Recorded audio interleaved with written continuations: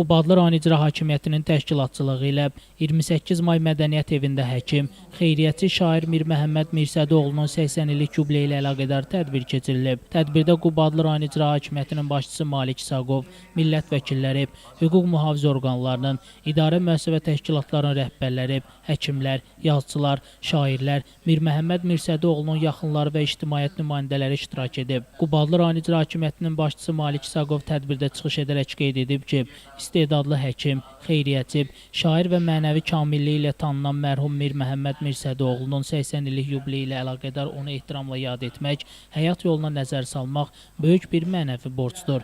O ömrünü insanlara şəfa verməyə, sözlə könüllərə işıq salmağa və xeyirxah əməllərlə yadda qalmağa həsr etmiş nadir şəxsiyyətlərdən biri kimi xatırlanır. Millət vəkili Tahir Mirkişili keçirilən tədbirin əhəmiyyətindən danışıb. Çıxış edənlər Mir Məhəmməd Mirsədoğlunun həyatından, xidmətlərindən söz açaraq öz xatirələrini bölüşüblər. Şərait yaradıcılar təşkil ediblər. Bu gün atamın, Mir Məhəmməd ağanın, Mir Məhəmməd həkimin 80 illik yubileyidir və burada Sumqayıt şəhəri arasında qeyd olunur. Cəmaət hamısı sevən, istəyən cəmaətlər xatirini əziz tutaraq gəlib burada həmin o toplantıda iştirak edirlər.